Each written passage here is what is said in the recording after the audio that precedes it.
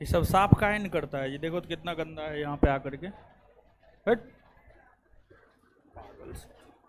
देखो तो ये क्या है, साफ किया था, ये गंदा कहाँ से आ गया है? तुम्हारे नानी गांव से आया है।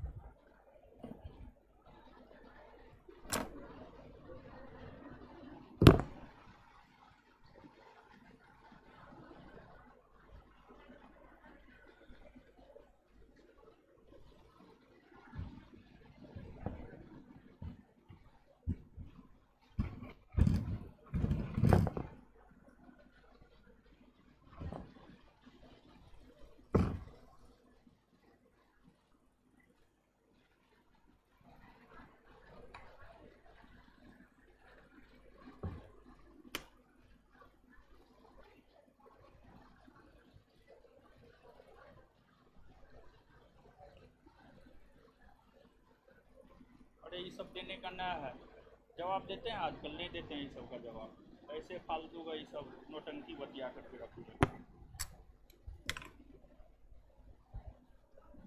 सबका जवाब देना जरूरी ना है।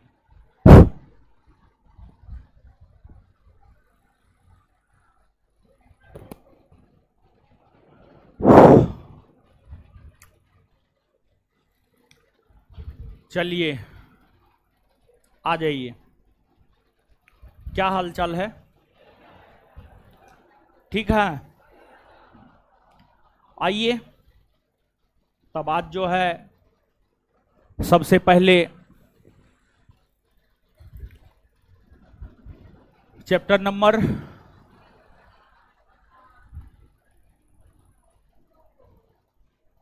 4 ना, चैप्टर नंबर 4 को क्लियर करते हैं और फिर उसके बाद जो है आगे बढ़ेंगे। ये अशोक कुमार जो पूछ रहा है, तुमको बताए ना है? ज्यादा होशियार है, इतिहास नहीं पढ़ा है। जब पढ़ा रहे थे तो कहां था? लेक्चर दे रहे तो ध्यान कहां था? यानी फालतू का टाइम व्यस्त करता है। गांधी जी केसरी हिंद की उपाधि कब लौटाया? जलियांवाला बाग हत्याकांड के विरोध है इसका उत्तर। ई इसका उत्तर होगा। असहयोग आंदोलन के दौरान लौटाया है। कुछ भी जो मन हुआ पूछ दिए। ठीक है, इतिहास नहीं पढ़ा है? नहीं पढ़ा है तो पढ़ा रहे हैं, जाकर के पढ़ लो दूसरा बैच में। जब पढ़ाते हैं तो कहां रहता है? खाली टाइम वेस्ट करेगा।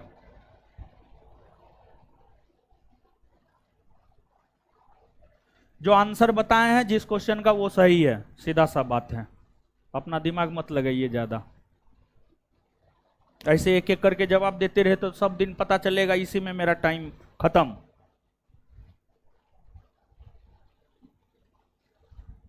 जितना पढ़ाया जा रहा है उतना याद रखो बस, अपना ज्यादा दिमाग मत लगाओ। आइए,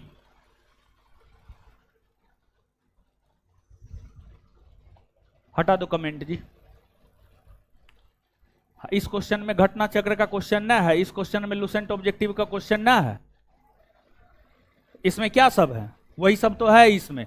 घटना चक्र भी करे, लुसेंट भी करे, जो मन है करते रहो। पागल सब, कुछ समझ में भी नहीं करता है। इसमें लगता है हम अपने नानी गांव से उठा करके क्वेश्चन दिए हैं।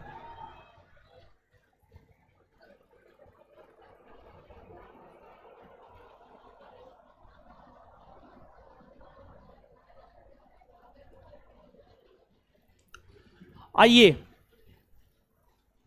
ज्यादा होशियार आदमी 3 बार धोखा खाता है, समझे? तो ज्यादा होशियारीपना मत करो, जीवन भर ऐसे ये रह जाएगा। अब विद्वान बनने के चक्कर में, ज्यादा विद्वान बनना है ना, तो आओ स्पेशल क्लास लेते हैं, तुम्हारा विद्वान बनाते हैं। विद्वान बनाने वाला एगो बैच देने जा रहे हैं, शाम में 7 से 10। आओ उसमें विद्वान बनाते हैं, रात में 7 से 10, समझे। एक के दिन ना टेस्ट है मेरा, दूसरा दिन हम खाली ना है, तो वहां पर विद्वान बनाने वाला बैच दे रहे हैं। आइए विद्वान बनाते हैं। जो मन हुआ क्या बतलाया जाए, नहीं जो मन में आया वो पूछ दिए। अच्छा हम तुम्हारा तो एकदम नौकर हैं, तुम्हारे हर सवाल का हम जवाब देंगे। यानी डेली पुर्जा लिख करके यहां पर भेज देगा।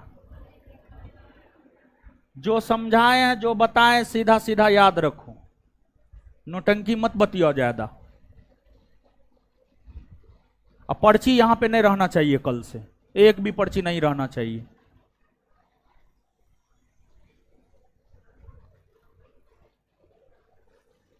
फालतू का टाइम बर्बाद करेगा। जो पढ़ाए वो तो याद है न। कल उठने बोले थे, क्या गो लड़का लड़की उठा?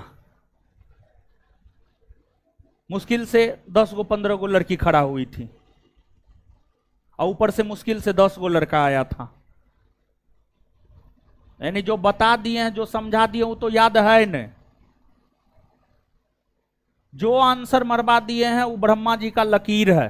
अपना दिमाग मत लगाओ, दोबारा मत पूछो। लेवल 2 का फलना तो नानी गांव, जब क्वेश्चन बता रहे तो नानी गांव में था।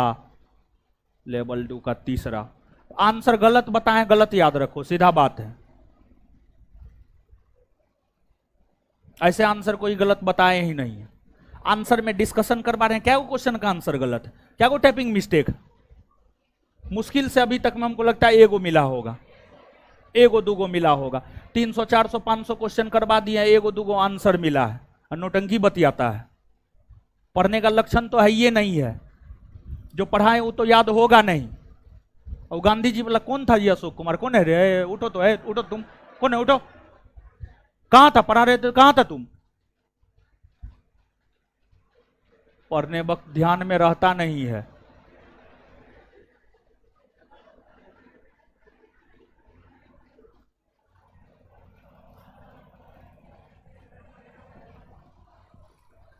आइए, लुसेंट पढ़ा होगा, लुसेंट, लुसेंट जाकर कहीं पर पढ़ा होगा। हम तो लेक्चर के दौरान ही भी बोल दिए थे कि लुसेंट फलना देता है, गलत है। ऑथेंटिक बुक जाकर के पढ़ो। पागल सब।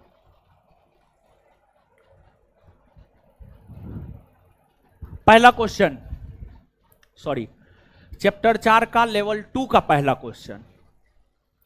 कौन सा कथन सही नहीं है? कौन है अशोक कुमार? है कहां है अशोक कुमार? अशोक कुमार को भेजो तो उधर से जी। कौन है अशोक कुमार? अरे कौन है जी?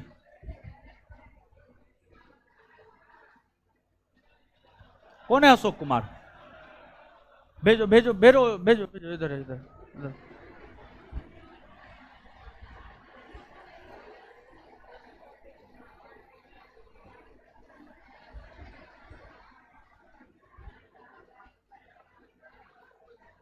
हाँ वहीं पे रहना।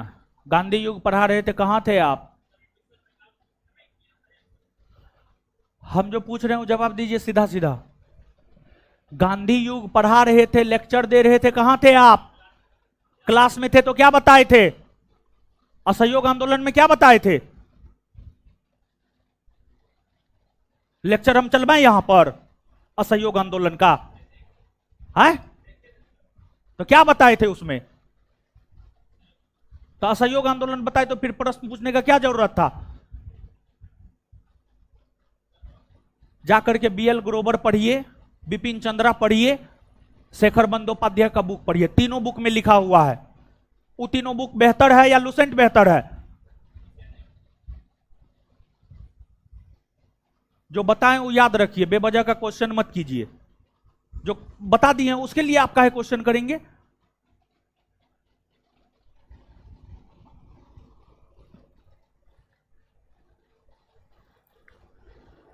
कौन सा कथन सही नहीं है? ये तो टाइम किलिंग वाला ना बात हुआ जी। जो बात बता दी है उसको लेकर के आप 72 बार पूछिएगा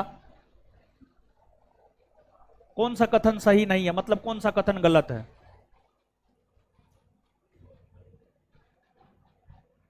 शांत रहिए। अब आइए बोर्ड पे। पहला, भारतीय संविधान का उद्देश्य प्रस्ताव जवाहरलाल नेहरू द्वारा रखा गया। हाँ, जवाहरलाल नेहरू ने उद्देश्य प्रस्ताव रखा, यही उद्देश्य प्रस्ताव बाद में जाकर भारतीय संविधान का प्रस्तावना बना। सही है ना? हो भारतीय संविधान का उद्देश्य प्रस्ताव डॉक्टर भीमराव अंबेडकर द्वारा रखा गया। नहीं, गलत है ना? हो और चुनना किसको है? गलत को ना। आंसर बी होगा, एकदम बी होगा। एच.सी. मुखर्जी को संविधान सभा के उपाध्यक्ष के रूप में निर्वाचित किया गया। हाँ, एच.सी. मुखर्जी संविधान सभा के उपाध्यक्ष थे। एच.सी. मुखर्जी के साथ साथ एक और संविधान सभा के उपाध्यक्ष थे, वी.टी. कृष्णा। दो उपाध्यक्ष थे, एच.सी. मुखर्जी और वी.टी. कृष्णा। डॉक्टर सच्चिदानंद सिन्हा को संविधान सभा के अंतरिम अध्यक्ष के रूप में निर्वाचित किया गया। हाँ, अंतरिम अध्यक्ष मतलब अंतिम से ठीक पहले। प्रोटेम स्पीकर कहिए, अंतरिम अध्यक्ष कहिए और अस्थायी अध्यक्ष कहिए, बात बराबर है, सही है ये भी।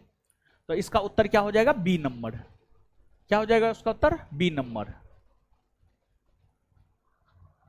नेक्स्ट,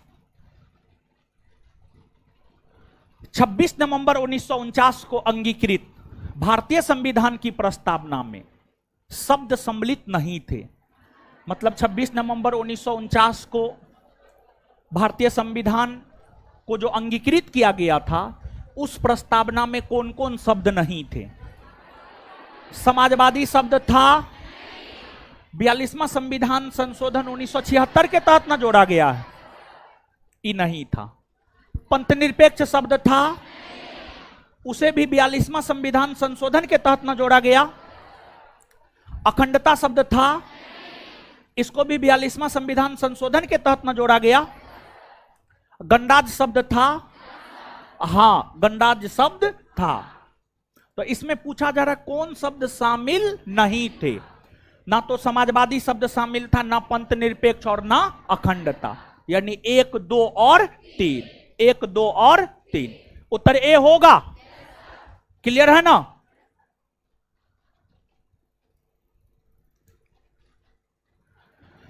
भारतीय संविधान की प्रस्तावना में जिन आदर्शों एवं उद्देश्यों की रूपरेखा दी गई है, उनकी व्याख्या की गई है। मूल अधिकार के अध्याय में, राज्य के नीति निर्देशक सिद्धांतों के अध्याय में, मूल अधिकार, राज्य के नीति निर्देशक सिद्धांत एवं मौलिक कर्तव्यों के अध्याय में, संविधान के पाठ में कहीं नहीं। इसका सही उत्तर क्या होगा?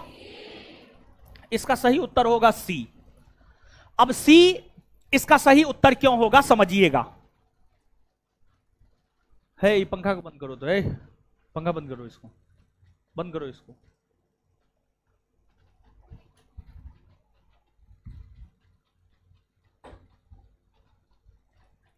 देखिए,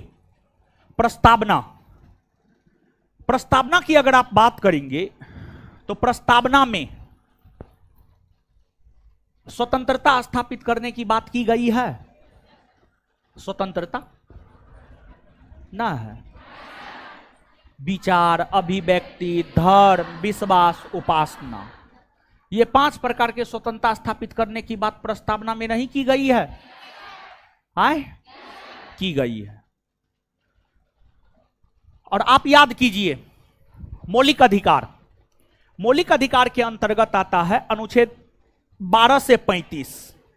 अनुच्छेद 12 से 35 के बीच में ही अनुच्छेद है 19 से 22, जिसमें स्वतंत्रता की बात की गई है, जिसमें विचार एवं अभिव्यक्ति की स्वतंत्रता की बात की गई है। तो प्रस्तावना जिस स्वतंत्रता की बात करता है वो मूल अधिकार के अध्याय में है और अनुच्छेद 19 से 22 के बीच में है।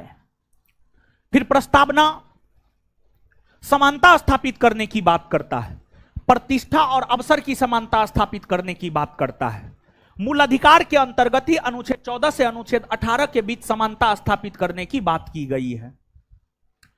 फिर प्रस्तावना न्याय की बात करता है, सामाजिक आर्थिक राजनीतिक न्याय की बात करता है। आप राज्य के नीति निर्देशक तत्व जिसके अंतर्गत अनुच्छेद 36 से अनुच्छेद 51 है, आप इन अनुच्छेदों को पढ़िए, आप अनुच्छेद 38 को पढ़िए, आप अनुच्छेद 39 को पढ़िए। ये सब अनुच्छेद सामाजिक आर्थिक राजनीतिक न्याय स्थापित करने की बात करता है। फिर प्रस्तावना में बंधुत्व भाईचारा स्थापित करने की बात की गई है। आप मौलिक कर्तव्य को पढ़िए, 11 मौलिक कर्तव्य में एक मौलिक कर्तव्य यह है कि भारत के लोगों के बीच आपसी समरसता और बंधुत्व अर्थात भाईचारे के विकास होने चाहिए, यह भी आपको मौलिक कर्तव्य है। तो मतलब प्रस्तावना में जो स्वतंत्रता और समानता की बात की गई है वो मूल अधिकार में देखने को मिलता है। प्रस्तावना में जो सामाजिक आर्थिक राजनीतिक न्याय की बात की गई है वह राज्य के नीति निर्देशक तत्व में देखने को मिलता है। प्रस्तावना में जो बंधुत्व की बात की गई है वह आपको मौलिक कर्तव्य में देखने को मिलता है। यानी कहने का मतलब यह हुआ कि प्रस्तावना में जिन आदर्शों एवं उद्देश्यों की रूपरेखा दी गई है उनकी व्याख्या मौलिक अधिकार में भी है, उनकी व्याख्या राज्य के नीति निर्देशक तत्व में भी है और उनकी व्याख्या मौलिक कर्तव्य में भी है, उनकी व्याख्या मौलिक कर्तव्य में भी है। कुछ गया है दिमाग में? अब यही क्वेश्चन हम तो समझा दिए। फिर 5 दिन के बाद उधर से आएगा कोई फल्ला चैप्टर का लेवल 2 का फल्ला नंबर क्वेश्चन। आपका कर्जा खाए हुए हैं, एक क्वेश्चन को 72 बार हम बताएंगे, समझे? तो जब समझा रहे हो आराम से ध्यान दे करके सुनिए, दोबारा हम नहीं बताएंगे, उतना टाइम ना है, बहुत कुछ पढ़ना है अभी। अब नहीं समझे हैं तो इसमें हम क्या करें? हम तो कुछ नहीं कर सकते। आगे और पढ़िए और लेक्चर ध्यान से सुनिए और आगे पढ़िएगा और समझ में आएगा। इसमें क्या है जो समझ में नहीं आया है? इसमें कुछ है जो समझ में नहीं आया है? तो जब समझाएंगे तब तो दिमाग रहेगा तीरी बराही में,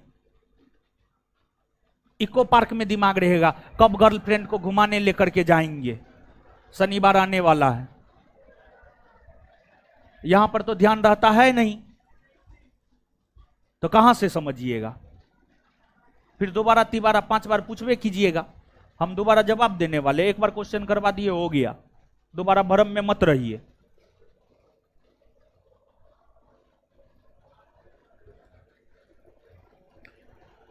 भारत के संविधान की प्रस्तावना में कितने प्रकार का न्याय, स्वतंत्रता, समानता एवं भ्रातृत्व का उसी क्रम में उल्लेख है। 3 प्रकार के न्याय की चर्चा है, सामाजिक आर्थिक और राजनीतिक न्याय। 5 प्रकार के स्वतंत्रता की चर्चा है, विचार अभिव्यक्ति धर्म विश्वास और उपासना। 2 प्रकार के समानता की चर्चा है, प्रतिष्ठा और अवसर। और 1 भ्रातृत्व अर्थात एक भाईचारा स्थापित करने की बात की गई है। तो 3 5 2 1 आंसर क्या हो जाएगा? तो भारत के संविधान की प्रस्तावना में कितने प्रकार के न्याय की चर्चा? स्वतंत्रता, समानता, भ्रातृत्व।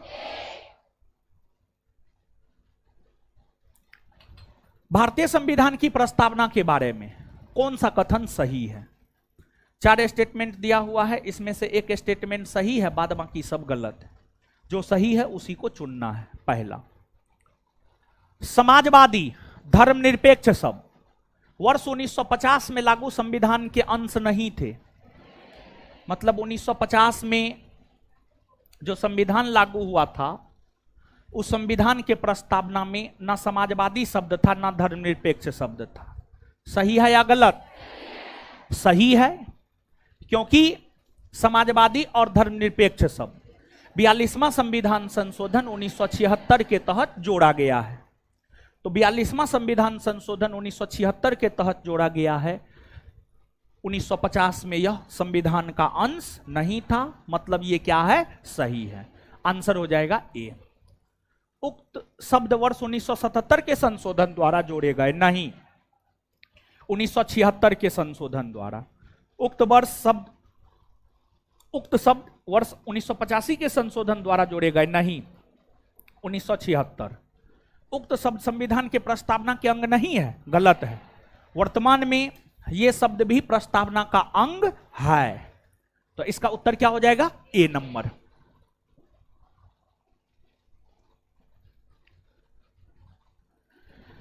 निम्नलिखित शब्दों में से कौन से शब्द 42वें संवैधानिक संशोधन द्वारा प्रस्तावना में जोड़े गए? समाजवाद, पंथ निरपेक्ष और अखंडता। समाजवाद, पंथ निरपेक्ष और अखंडता। तो समाजवाद शब्द जोड़ा गया है, पंथ निरपेक्षता जोड़ा गया है। ग्राम स्वराज है प्रस्तावना?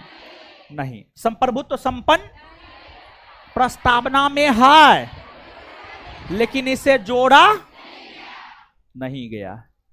एक और उत्तर क्या होगा? बी होगा ना।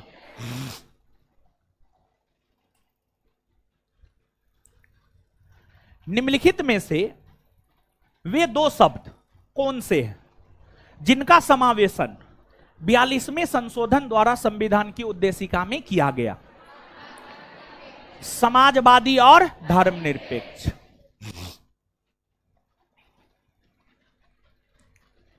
भारत के संविधान के आमुख का लक्ष्य उसके सभी नागरिकों के लिए सुनिश्चित करना है।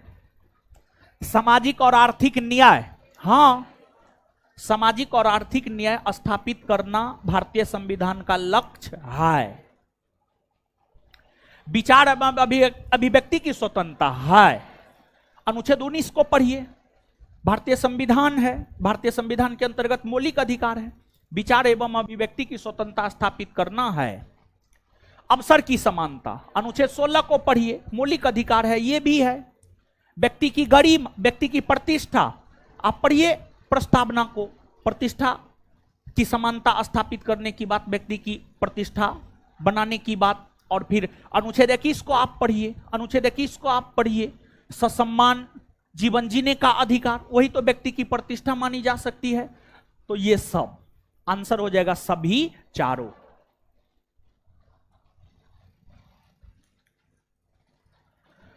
भारतीय संविधान की प्रस्तावना में इसके सभी नागरिकों को कौन सा न्याय प्रदान करने की व्यवस्था की गई है?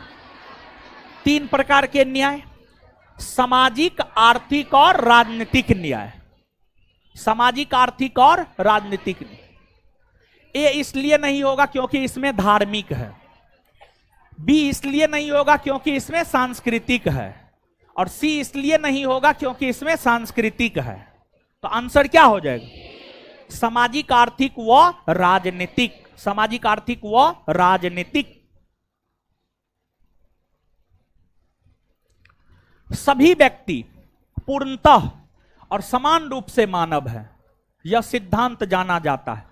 यह सिद्धांत सार्वभौमिकता से जाना जाता है। किससे जाना जाता है? सार्वभौमिक। किससे जाना जाता है? सार्वभौमिकता। सभी व्यक्ति पूर्णतः और समान रूप से है, यह सिद्धांत जाना जाता है सार्वभौमिकता। सभी व्यक्ति पूर्णतः और समान रूप से मानव है, यह सिद्धांत किस रूप में जाना जाता है? सभी व्यक्ति पूर्णतः और समान रूप से मानव है, यह सिद्धांत किस रूप में जाना? सार्वभौमिकता। भारतीय संविधान की प्रस्तावना में उल्लिखित सही क्रम कौन सा है? आप याद कीजिए। जो 5 शब्द है प्रस्तावना में, समाजवाद, पंथ निरपेक्ष, लोकतंत्र, गणराज, उसको याद रखने का ट्रिक कुछ बताए थे? क्या बताए थे? SSPLG। संप्रभुत्व संपन्न, समाजवाद, पंथ निरपेक्ष, लोकतंत्र और गणराज। क्या होगा?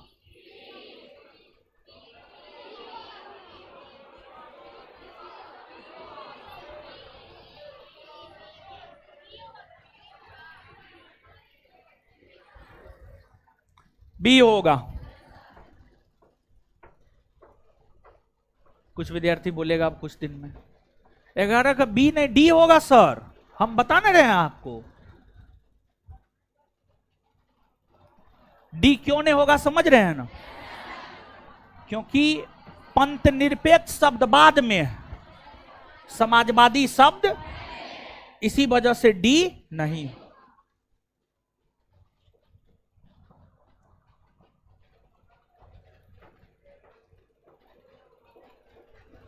कुछ विद्यार्थी को अब होम ट्यूशन देना पड़ेगा हमको।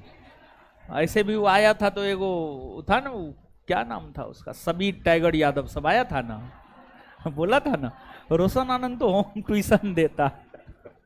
तो अब लगता है आप लोग को होम ट्यूशन देना पड़ेगा। जिसका ये लव लेटर आता है ना, सब अपने अपने लव लेटर पर जो है अपना एड्रेस भेज दीजिएगा। समय निकाल निकाल करके हम आएंगे, आप लोग को होम ट्यूशन पढ़ाएंगे, चिंता नहीं करना है। एक बात एक बार बता दिए, 72 बार पूछे, तुम भी नहीं पूछती है जी, तुम भी नहीं पूछती है, तुम्हारा इसमें एक भी ना है। एक बार में तुमको समझ में आ जाता है सब चीज। बताइए कितनी सुंदर लड़की, एक बार में सब चीज समझ में आ जाता है। एगो सवाल आज तक नहीं की है।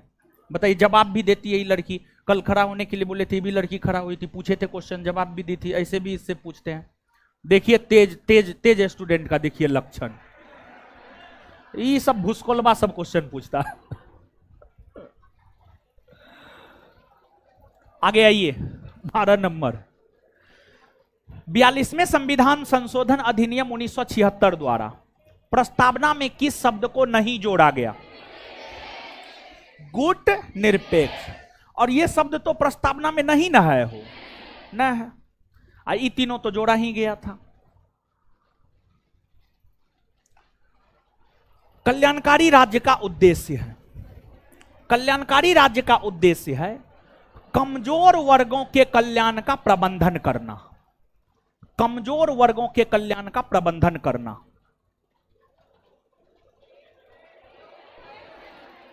ए अगर उत्तर है तो उसको गलत कीजिए, गलत कीजिए उसको, ठीक है। कमजोर वर्गों के कल्याण का प्रबंधन करना, कमजोर वर्गों के कल्याण का प्रबंधन करना, ए इसका सही उत्तर होगा, सॉरी बी इसका सही उत्तर होगा।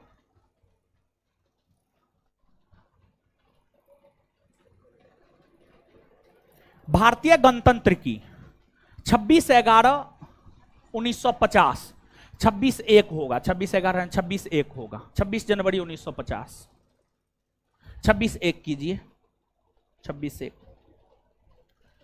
26/1/1950 को सही संवैधानिक वस्तु स्थिति क्या थी जब संविधान लागू हुआ था?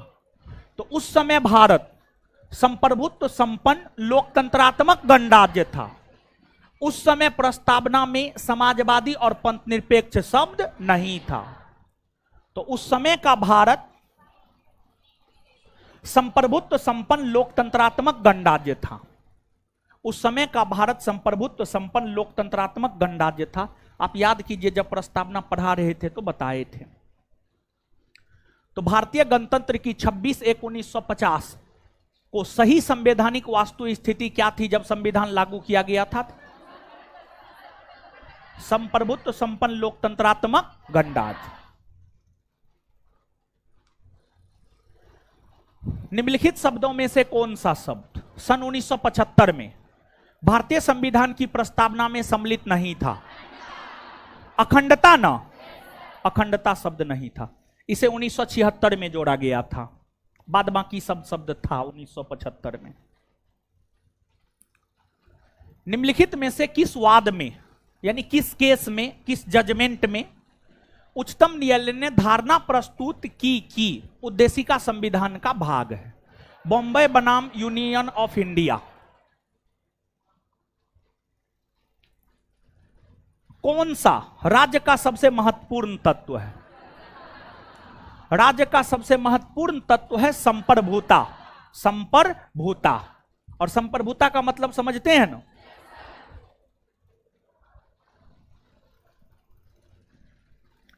भारतीय संविधान की प्रस्तावना निम्नलिखित में से किस स्वतंत्रता का वर्णन नहीं करता है?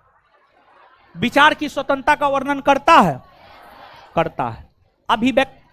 अभिव्यक्ति करने की स्वतंत्रता करता है। विश्वास की स्वतंत्रता, आर्थिक स्वतंत्रता नहीं। और ये तीन के अलावा धर्म और विश्वास, धर्म और उपासना, ये तीन तो है ही। 5 प्रकार की स्वतंत्रता है, ये 3, और धर्म और उपासना 2 और 5 हो गया, ठीक है। आर्थिक स्वतंत्रता की बात भारतीय संविधान की प्रस्तावना नहीं करता है। तो भारतीय संविधान की प्रस्तावना किस स्वतंत्रता का वर्णन नहीं करता है?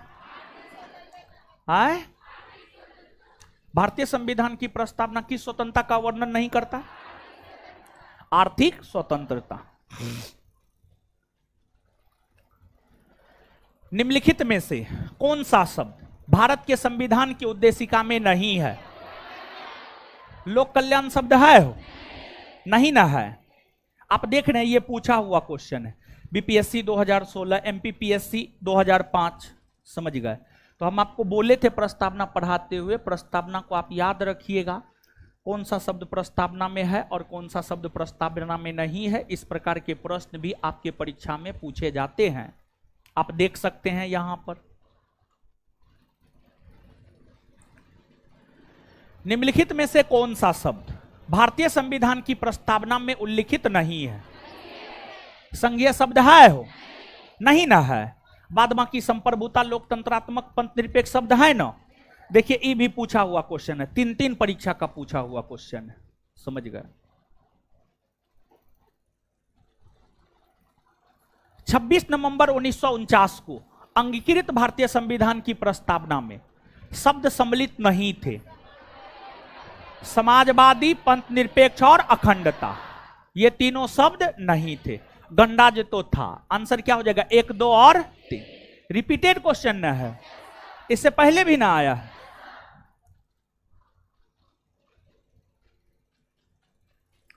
कौन सा कथन सही है? पहला, सामाजिक समानता संविधान में प्रत्याभूत नहीं है, मतलब सामाजिक समानता की बात संविधान में नहीं है, गलत है संविधान में। आप भारतीय संविधान के अनुच्छेद 15 को पढ़िए, आप भारतीय संविधान के अनुच्छेद 15 को पढ़िए, उसमें तो सामाजिक समानता स्थापित करने की ही बात की गई है।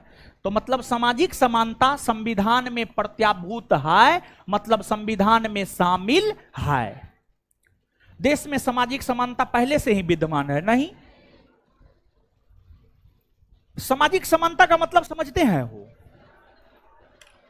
समझिए, सामाजिक समानता का मतलब होता है समाज में हर कोई एक समान है, महिला हो, पुरुष हो, उच्च जाति को के हो, निम्न जाति के हो, हिंदू हो, मुसलमान हो, सब एक समान है, सब एक समान है। क्या ये चीज हमारे समाज में पहले से है? नहीं है, नहीं है हमारे समाज में पहले से। एक एग्जांपल आप समझिए ना, यहां पर मेल और फीमेल को लेकर ही, लड़का लड़की को लेकर ही समाज में जितना फ्रीडम एक लड़का को मिलता है, क्या उतना फ्रीडम लड़की को मिलता है? नहीं मिलता है, नहीं मिलता है। महिलाएं है, तुम लोग हल्ला बहुत करता है यार, ठीक है, ऐसे ये नहाए ना, मूड खराब है मेरा।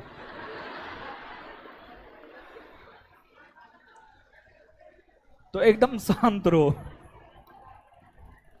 नहाए ना है, जानते हैं टाइम नहीं मिल पाया, बैच खत्म करके जाते जाते 2, 2:15 बज गया, खाना खाते खाते 2:45 बज गया, फिर क्वेश्चन भी देखना था करंट का, आज करंट का टेस्ट है डेली टेस्ट में, वो भी क्वेश्चन देखना था, उसी को देखते देखते जो है 3:15 बज गया, और फिर जो है आ गए, नहा नहीं पाए हैं, समझे, इसलिए मूड खराब है। तो नहाने के बाद जो है मूड शांत रहता है, समझे। तो आप लोग हल्ला मत कीजिए, रिक्वेस्ट कर रहे हैं, नहीं तो हम डंगा देंगे एक तरफ से, समझे। और फिर कहिएगा कि मास्टर का मन बढ़ गया है, समझे, दिक्कत ये हो ना है। तो शांत रहिए आप लोग। देखिए, हाँ, अगर समाज में महिला और पुरुष को एक समान नजरिए से देखा जाता, एक समान दृष्टिकोण से देखा जाता, तो सरकार महिला सशक्तिकरण को बढ़ावा देने को लेकर के इतना कदम नहीं उठाता। कहीं ना कहीं महिलाएं हमारे समाज में पिछड़ी हुई है, इसलिए महिलाओं को मुख्य धारा में जोड़ने के लिए महिला सशक्तिकरण को लेकर अनेकों कदम उठाए गए हैं। महिलाओं को 35% तक सरकारी नौकरी में आरक्षण दिया गया है। यही सब तो महिला सशक्तिकरण के अंतर्गत उठाया गया कदम है। तो पहले से हमारे समाज में समानता नहीं था, पहले से हमारे समाज में समानता नहीं था। महिलाओं को पहले शिक्षा ग्रहण करने का अधिकार नहीं था, महिलाओं को पहले वेद पढ़ने का अनुमति नहीं था, फिर दलितों को पहले शिक्षा ग्रहण करने का अधिकार नहीं था, मंदिर में प्रवेश का अधिकार नहीं था। तो कहां से हमारे समाज में पहले से समानता था? तो हमारे समाज में पहले से समानता नहीं था। समझ गए? तो यह भी गलत है। सामाजिक समानता संविधान में प्रत्याभूत है, मतलब शामिल है अनुच्छेद 15 में, अनुच्छेद 15 में। तो यही सही है।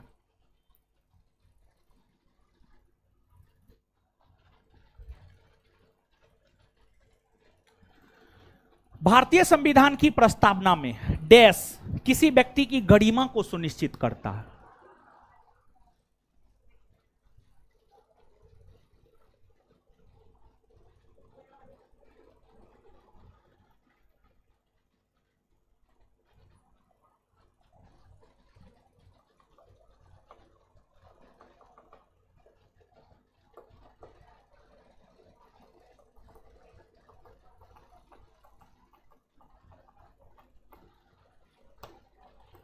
आंसर बंधुता दिया हुआ है क्या? बंधुता का मतलब होता है भाईचारा। भाईचारा किसी व्यक्ति की गरिमा को सुनिश्चित करता है। भाईचारा, भाईचारा व्यक्ति की गरिमा को सुनिश्चित करता है। स्वतंत्रता, विचार की स्वतंत्रता, अभिव्यक्ति की स्वतंत्रता, धर्म की स्वतंत्रता, विश्वास उपासना की स्वतंत्रता। बंधुता होगा, स्वतंत्रता नहीं होगा, बंधुता होगा। बंधुता याद रख लीजिएगा। भारतीय संविधान की प्रस्तावना में डैश किसी व्यक्ति की गरिमा को सुनिश्चित करता है। बंधुता। क्या? बंधुता। भारतीय संविधान की प्रस्तावना का विधिक रूप क्या है, मतलब कानूनी रूप क्या है? यह लागू किया जा सकता है? गलत है। यह लागू नहीं किया जा सकता? सही है। विशेष परिस्थिति में लागू किया जा सकता? नहीं। आंसर हो जाएगा बी। इसका क्या मतलब है समझिएगा। देखिए, विधिक रूप यानी कानूनी रूप। समझिएगा एक बात आप, एगो है फंडामेंटल राइट, एगो है डीपीएसपी, एगो है डीपीएसपी, एगो है फंडामेंटल ड्यूटीज और एगो है प्रियम्बल। प्रियम्बल समझिएगा क्या मतलब है, इसको समझिएगा। इसमें सिर्फ एक फंडामेंटल राइट है, मौलिक अधिकार है। मौलिक अधिकार न्यायालय में परिवर्तनीय है। इसका अर्थ यह है कि मौलिक अधिकार न्यायालय के आदेश से लागू किया जा सकता है। और इसका अर्थ यह है कि यह यानी मौलिक अधिकार का विधिक स्वरूप यह है कि मौलिक अधिकार को न्यायालय के आदेश से लागू किया जा सकता है। विधिक मतलब कानूनी स्वरूप, कानूनी स्वरूप। और मौलिक अधिकार को लेकर कानूनी स्वरूप यह है कि इसे न्यायालय के आदेश से लागू किया जा सकता है। इसे न्यायालय के आदेश से लागू किया जा सकता है। लेकिन अगर डीपीएसपी की बात करें, directive principles of state policy, राज्य के नीति निर्देशक तत्व की बात करें, फंडामेंटल ड्यूटीज मौलिक कर्तव्य की बात करें और प्रियम्बल की बात करें, प्रस्तावना की बात करें, इन तीनों को न्यायालय के आदेश से लागू नहीं किया जा सकता है। मतलब इन तीनों को न्यायालय लागू नहीं कर सकता है। इन तीनों को न्यायालय लागू नहीं कर सकता है। यह न्यायालय में परिवर्तनीय नहीं होता है, यह न्यायालय में वाद योग्य नहीं होता है। मतलब इसका विधिक स्वरूप, कानूनी स्वरूप यह है कि इसे लागू नहीं किया जा सकता है न्यायालय के आदेश से। इसे न्यायालय के आदेश से लागू नहीं किया जा सकता है, यही इसका कानूनी स्वरूप है। कुछ समझ पा रहे हैं? तो भारतीय संविधान की प्रस्तावना का विधिक स्वरूप यह है कि यह न्यायालय के आदेश से लागू नहीं किया जा सकता है, नहीं किया जा सकता है। Answer B. तो भारतीय संविधान की प्रस्तावना का विधिक स्वरूप क्या है? हो क्या हुआ है? कुछ हो गया है मुंह और में कुछ है क्या? मुंह से आवाज काहे न निकल रहा है? भारतीय संविधान की प्रस्तावना का विधिक स्वरूप क्या है? भारतीय संविधान की प्रस्तावना का विधिक स्वरूप क्या है? यह लागू नहीं किया जा सकता। किस वाद में सर्वोच्च न्यायालय ने सर्वप्रथम घोषित किया कि उद्देशिका संविधान का हिस्सा नहीं है?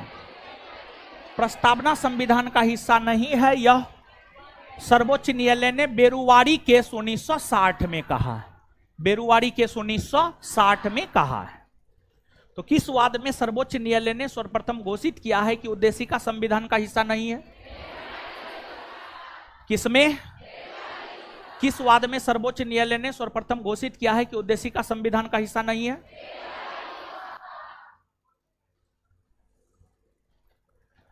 कौन सा कथन भारतीय संविधान की प्रस्तावना के संबंध में सही नहीं है, मतलब गलत है?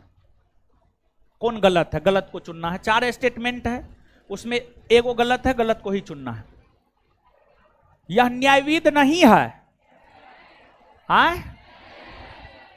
सही है या गलत? सही है। यह न्यायविद नहीं, इसे न्यायालय के आदेश से लागू नहीं किया जा सकता।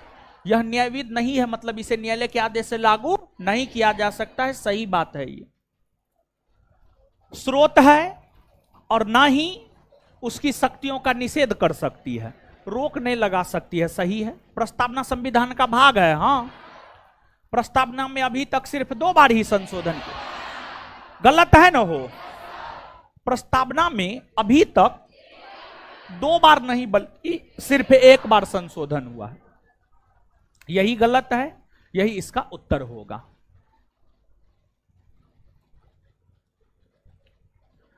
भारत की देश एकता और अखंडता को बनाए रखना और उसकी रक्षा करना प्रत्येक नागरिक का कर्तव्य है। भारत की संप्रभुता, एकता और अखंडता बनाए रखना और उसकी रक्षा करना प्रत्येक भारतीय नागरिक का कर्तव्य है। आंसर हो जाएगा संप्रभुता। संप्रभुता। भारत की देश एकता और अखंडता को बनाए रखना और उसकी रक्षा करना प्रत्येक नागरिक का कर्तव्य। भारत की देश एकता और अखंडता को बनाए रखना और उसकी रक्षा करना प्रत्येक नागरिक का कर्तव्य। संप्रभुता।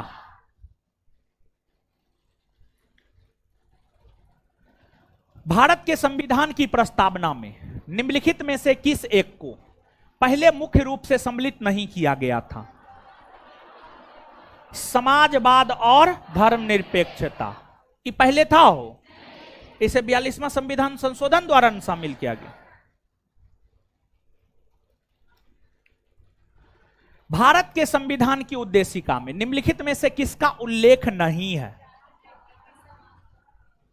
राजनीतिक समानता का उल्लेख है हो? आंसर ए होगा ना। समानता, 2 न समानता की बात की गई, प्रतिष्ठा की समानता और राजनीतिक समानता की बात नहीं ना की गई। राजनीतिक न्याय की ना बात की गई, राजनीतिक न्याय की ना बात की गई। आंसर ए होगा ना। हो बाद बाकी व्यक्ति की गरिमा, प्रतिष्ठा की समानता, राष्ट्र की अखंडता, ये सब तो है ना। हो बोलिए ना। भारत के संविधान की उद्देशिका में किसका उल्लेख नहीं है? इसके जगह पर कौन कौन से 2 समानता का उल्लेख? प्रतिष्ठा और अवसर। गौर कीजिएगा, मूल भारतीय संविधान के अनुसार भारत एक है, मतलब जो संविधान 26 जनवरी 1950 को लागू हुआ है उस अनुसार भारत क्या है?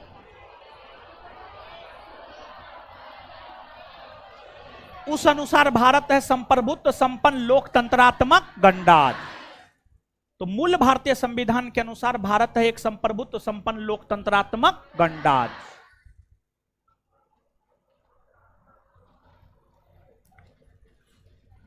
भारत के संविधान के उद्देश्यों में से एक के रूप में आर्थिक न्याय का किसमें उपबंध किया गया?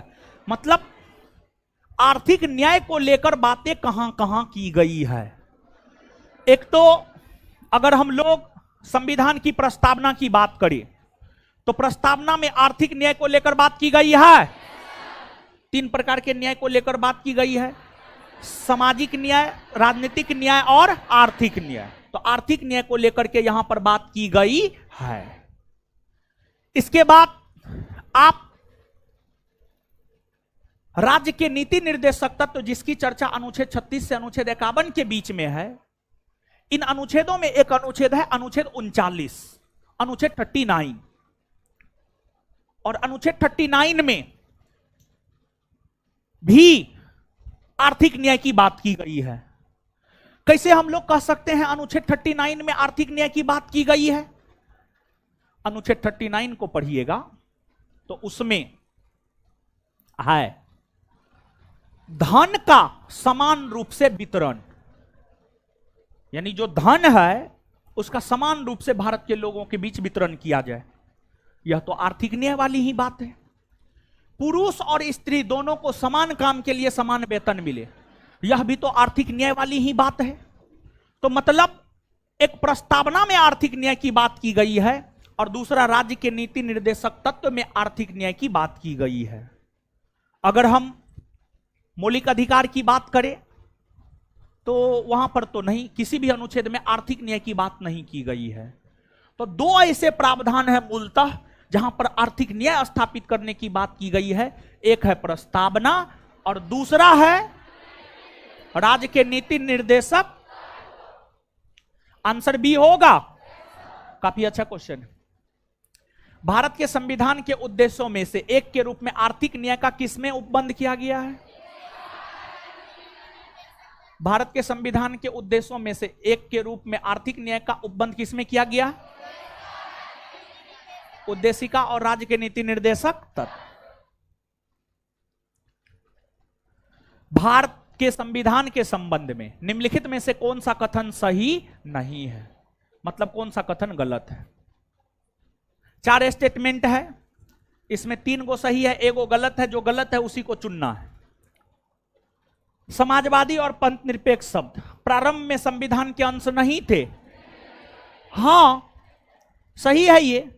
प्रारंभ में ये संविधान के अंश नहीं थे, बाद में 42वां संविधान संशोधन के तहत जोड़ा गया है। उद्देशिका में भारत के संविधान के उद्देश्यों का उल्लेख है। हां, उद्देश्यों का उल्लेख है।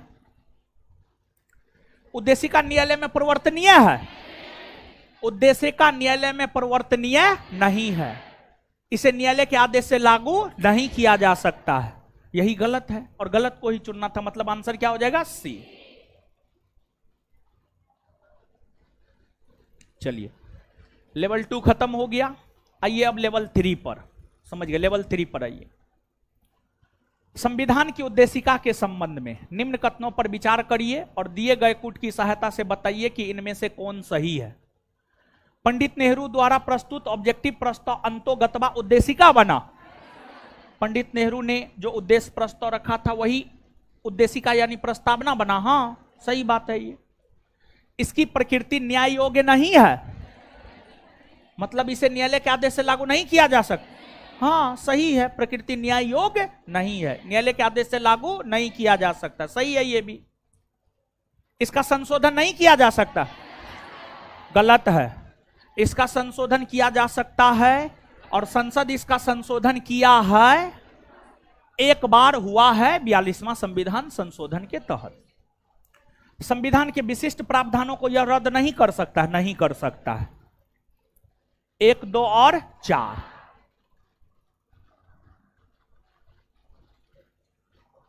ये यूपीएससी का पूछा हुआ क्वेश्चन है 1997 का। पढ़ा रहे थे तो हम आपको बताए थे, इसी क्वेश्चन को लेकर के हम बोले थे। यानी पूरा प्रस्तावना दे दिया है, बीच में एगो तिथि छोड़ दिया। प्रस्तावना याद रहेगा तो आप आराम से बता दीजिएगा। इसका उत्तर क्या होगा? 26 नवंबर 1949 या 26 जनवरी 1950? 26 नवंबर 1900, ठीक है ना हो? हाँ, अब हम काहे ही प्रस्तावना पढ़ेंगे, आप समझिए ना गए।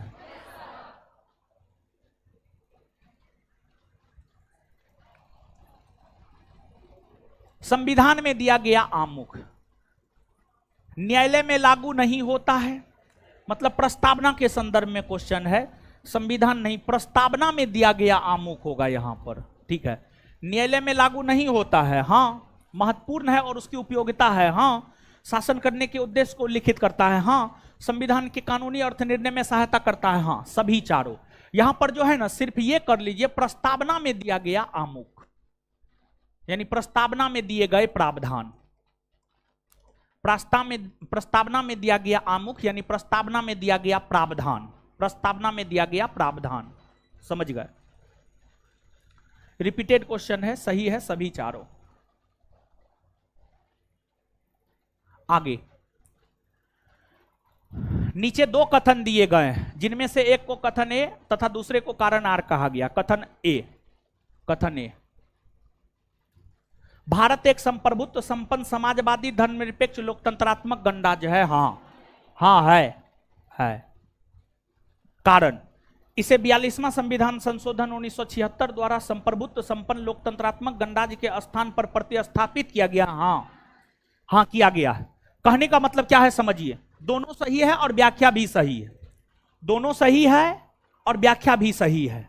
कहने का मतलब समझिए, एगो बात बताइए, मूल संविधान का प्रस्तावना भारत को एक संप्रभुत्व संपन्न लोकतंत्रात्मक गणराज्य घोषित करता था, लेकिन 42वां संविधान संशोधन के द्वारा जब समाजवाद और पंथनिरपेक्ष शब्द को जोड़ा गया तो 42वां संविधान संशोधन 1976 ने ही भारत को प्रस्तावना के अनुसार एक संप्रभुत्व संपन्न समाजवादी पंथनिरपेक्ष लोकतंत्रात्मक गणराज्य बनाने का काम किया है।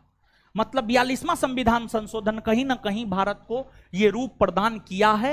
इससे पहले भारत सिर्फ संप्रभुत्व संपन्न लोकतंत्रात्मक गणराज्य था, लेकिन 42वां संविधान संशोधन भारत को संप्रभुत्व संपन्न समाजवादी पंथनिरपेक्ष लोकतंत्रात्मक गणराज्य बनाया है। दोनों स्टेटमेंट सही है और व्याख्या भी सही है।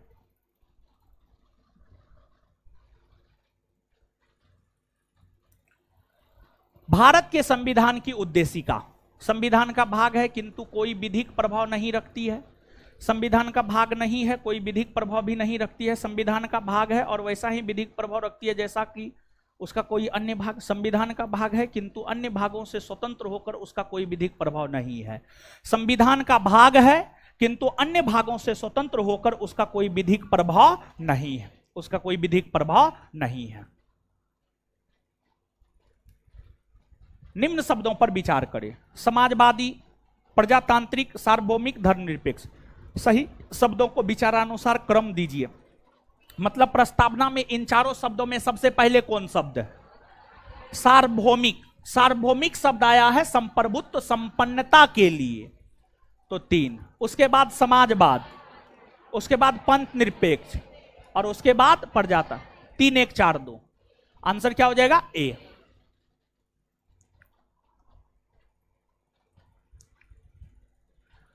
भारतीय संविधान की प्रस्तावना के सिलसिले में निम्नलिखित में से कौन सा क्रम सही है?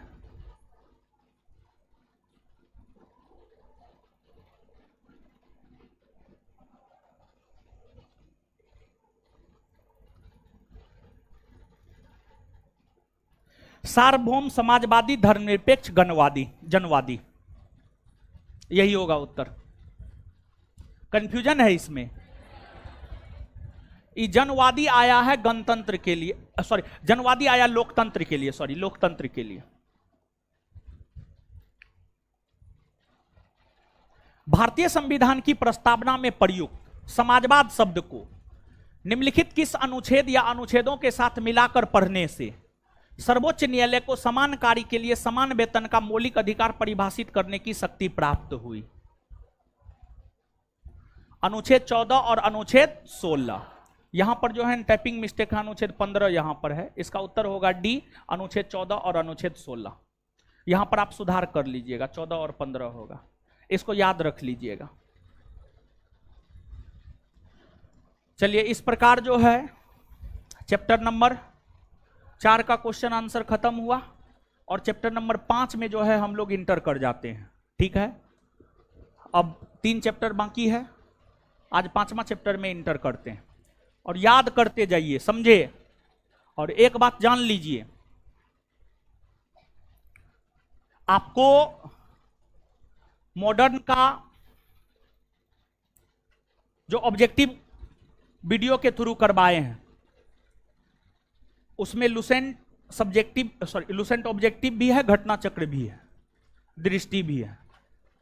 अन्य ऑब्जेक्टिव करने का जरूरत नहीं है, उसी को बार बार करने का जरूरत है।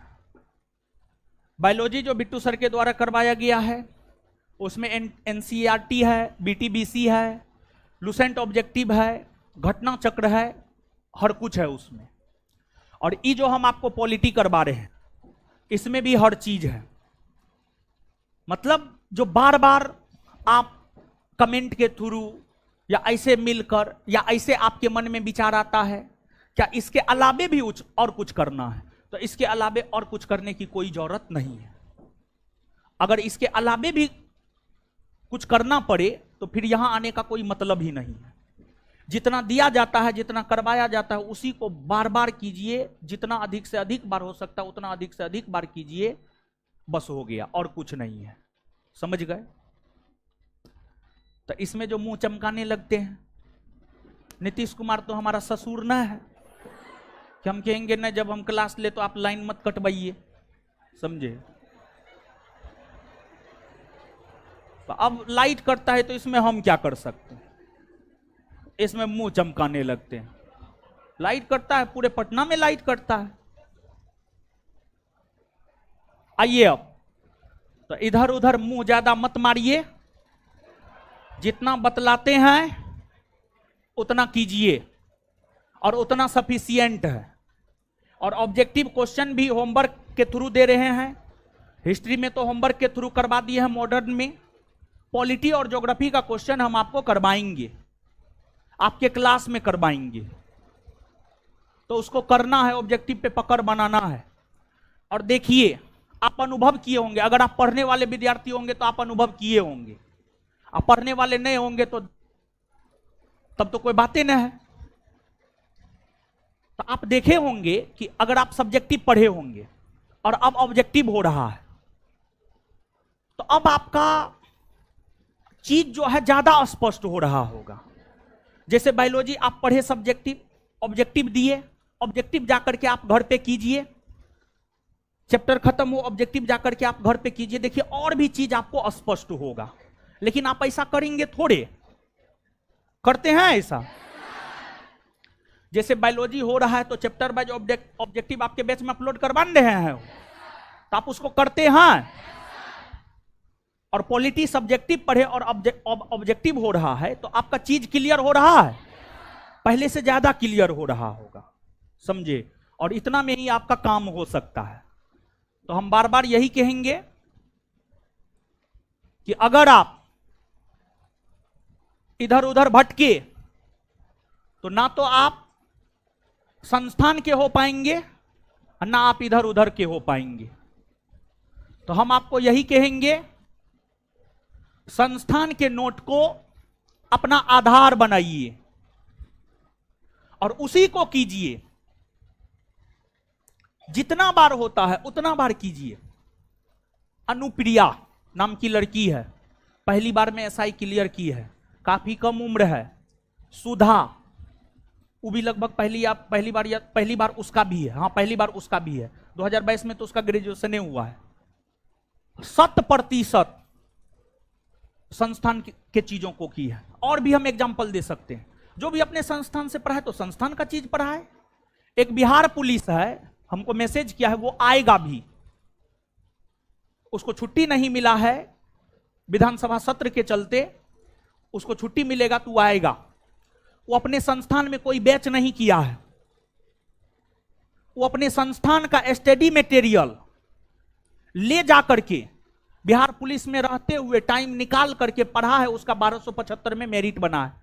वो स्पेशली हमसे रिक्वेस्ट किया है कि सर हमको मंच चाहिए और कैसे जॉब में रहते हुए आपका स्टडी मटेरियल लेकर के हम बिहार एसआई का तैयारी किए और हम फाइनल मेरिट में शामिल हुए, वो शेयर करेगा, वो आएगा, हम मिलवाएंगे आपको, समझ गए।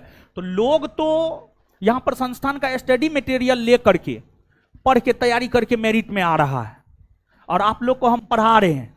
इसके बावजूद बात है आपके दिमाग में डिस्ट्रक्शन बहुत है, बात है आपके आसपास का वातावरण खराब है, समझे। कोई कहेगा लुसेंट पढ़ो, लुसेंट में लग जाएंगे। कोई कहेगा घटना चक्र पढ़ो, घटना चक्र में लग जाएंगे। कोई कहेगा परीक्षा वाणी पढ़ो, उसमें लग जाएंगे। कोई कहेगा दृष्टि पढ़ो, उसमें दृष्टि पढ़ो, उसमें लग जाएंगे। ना लुसेंट हो पाएगा, ना घटना चक्र, ना दृष्टि, ना परीक्षा वाणी, और ना ज्ञान बिंदु जीएस एकेडमी। तो ज्ञान बिंदु जीएस एकेडमी के स्टडी मटेरियल में सब चीज है, बस चीजों को करने की जरूरत है विदाउट डिस्ट्रक्शन, समझे। तो आइए अब चैप्टर 5 लेवल 1, भूमि सुधार डैश के विषयों के अंतर्गत आता है। भूमि सुधार राज्य सूची के अंतर्गत आता है। कौन सूची के अंतर्गत? राज्य सूची। राज्य सूची, राज्य सूची के विषय के अंतर्गत आता है। भूमि सुधार डैश विषय के अंतर्गत आता है। भूमि सुधार डैश विषय के अंतर्गत आता है। पंचायत को संवैधानिक दर्जा प्रदान किया गया। पंचायत को, ऐसे तो ग्राम पंचायत के गठन को लेकर प्रावधान है अनुच्छेद 40 में, लेकिन पंचायत को संवैधानिक दर्जा अनुच्छेद 243 के तहत दिए गए हैं। 73वां संविधान संशोधन 1992 के तहत अनुच्छेद 243 के तहत पंचायत को संवैधानिक दर्जा दिया गया है। तो पंचायत को संवैधानिक दर्जा किस अनुच्छेद के अंतर्गत दिया गया? पंचायत को संवैधानिक दर्जा किस अनुच्छेद के तहत दिया गया? पंचायत को संवैधानिक दर्जा किस अनुच्छेद के तहत दिया गया? भारत के संविधान की किस अनुसूची में विभिन्न राज्यों में अनुसूचित क्षेत्रों के प्रशासन और नियंत्रण के लिए विशेष उपबंध? कौन अनुसूची में? 5वीं में ना? 5वीं।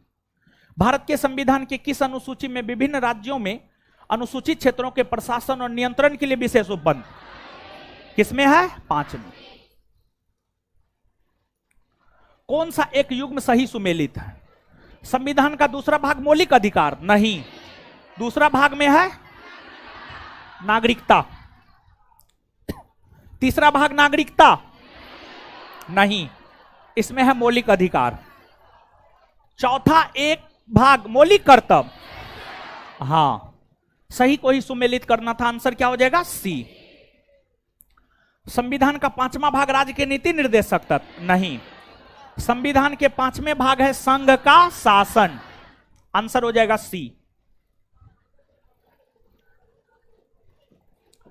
सरकारों द्वारा शुल्क एवं कर लगाने का अधिकार संविधान की किस अनुसूची में उल्लिखित? 7वीं अनुसूची में। कौन अनुसूची में? 7वीं अनुसूची में। सरकारों द्वारा शुल्क एवं कर लगाने का अधिकार संविधान की किस अनुसूची में उल्लिखित? किसमें है? सरकारों द्वारा शुल्क एवं कर लगाने का अधिकार संविधान की किस अनुसूची में? किस अनुसूची में है? भारतीय संविधान की 7वीं अनुसूची के अंतर्गत राज्य सूची में किसका उल्लेख है? राज्य सूची में उल्लेख है रेलवे पुलिस। Railway police. देखिए सुनिए, आप बिहार एसआई बनिएगा ना, कुछ समय के लिए आपको रेलवे में भी भेजा जाएगा ड्यूटी करने के लिए। उस संदर्भ में जो राज्य पुलिस है, उस संदर्भ में जो रेलवे पुलिस है, जैसे सुनिए, जैसे पटना का ही एक है रंजीत। वो पिछले दिनों आया हुआ था, वो बिहार एसआई है, लेकिन उसको जो है 3 महीना के लिए रेलवे में ड्यूटी दिया था इंस्पेक्शन करने के लिए 2-3 फोर्स के साथ। तो एक रोज जो है पटना ही आया था, पटना स्टेशन तक आया था, तो आया था कोचिंग पे। यानी कहने का मतलब ये है कि बिहार एसआई, ये तो बिहार सरकार है, बिहार सरकार वैकेंसी निकाला, बिहार सरकार का है पदाधिकारी, लेकिन रेलवे में कुछ समय के लिए भेजा जाता है। तो उस संदर्भ में जो रेलवे पुलिस है वो राज्य सूची का विषय है। उस संदर्भ में जो रेलवे पुलिस है वो राज्य सूची का विषय है। समझ गए?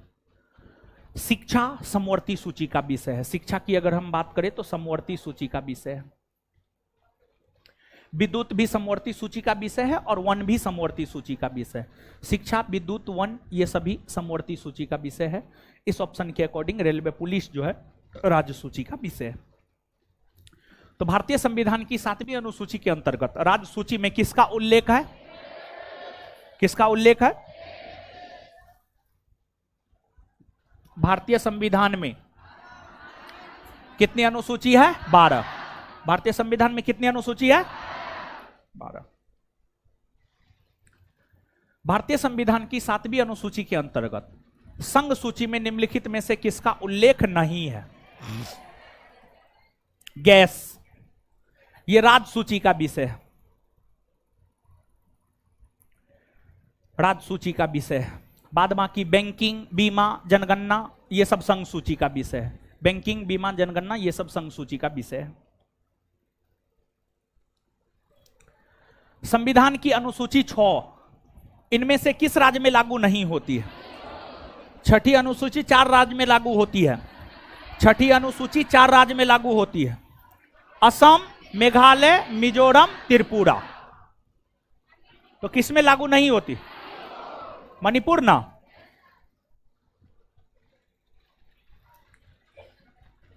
भारत के संविधान के अंतर्गत आर्थिक योजना विषय है। आर्थिक योजना समवर्ती सूची का विषय है। आर्थिक योजना समवर्ती सूची का विषय है। तो भारत के संविधान के अंतर्गत आर्थिक योजना कौन सूची का विषय है? भारत के संविधान के अंतर्गत आर्थिक योजना कौन सूची का विषय? कौन सूची का विषय है? निम्नलिखित में से कौन सा विषय समवर्ती सूची का है? आपराधिक मामला। आपराधिक मामला समवर्ती सूची का विषय है।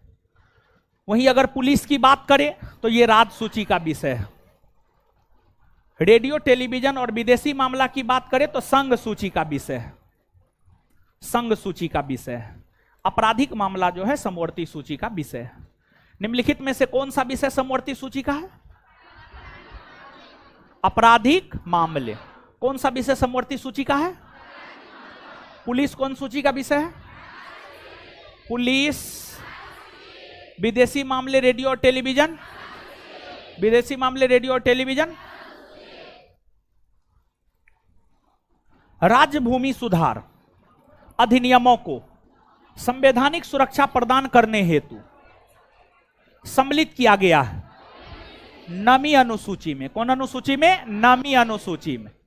राज्य भूमि सुधार अधिनियमों को संवैधानिक सुरक्षा प्रदान करने हेतु सम्मिलित कौन अनुसूची में? किसमें किया गया है?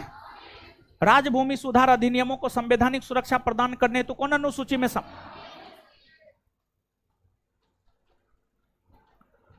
वर्तमान में भारतीय संविधान में गणना के दृष्टिकोण से कितने अनुच्छेद और कितनी अनुसूची है?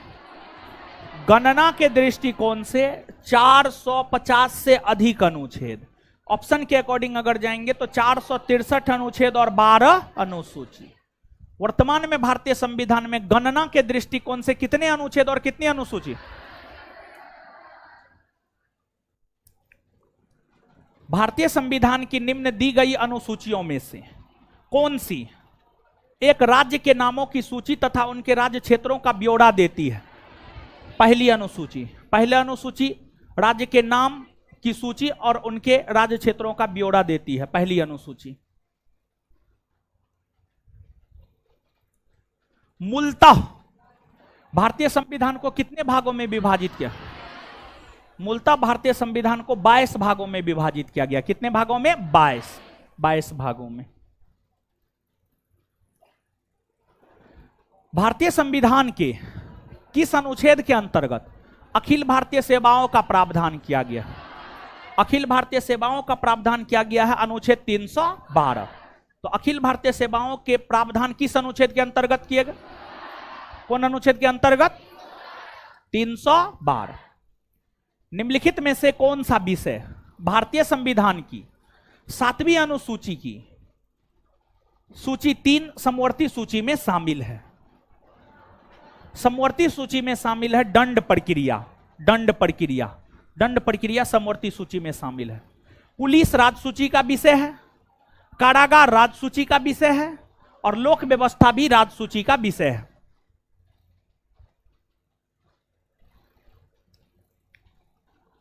राष्ट्रपति के सिफारिश के बगैर कोई विधेयक जो कर लगाता है विधायिका में नहीं रखा जा सकता है। यह प्रावधान भारतीय संविधान के किस अनुच्छेद के अंतर्गत आता है?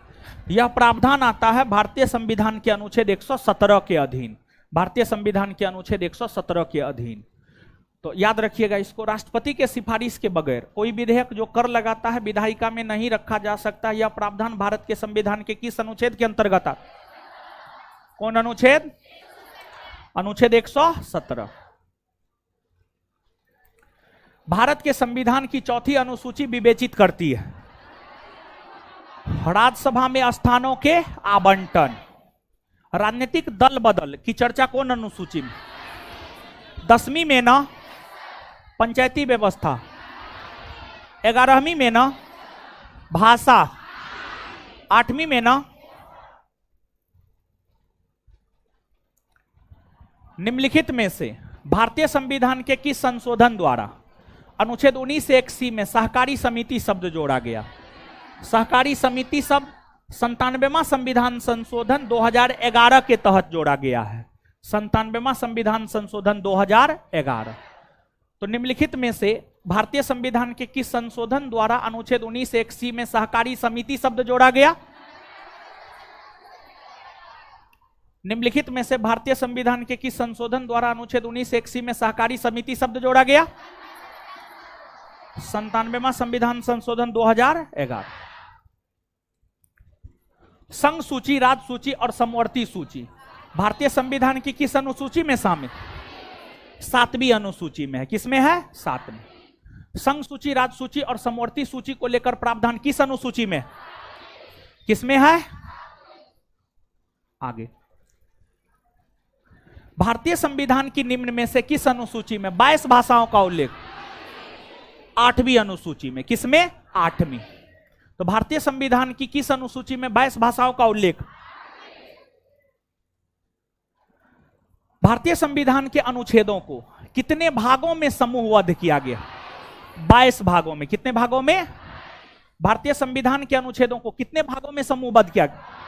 कितने भागों में?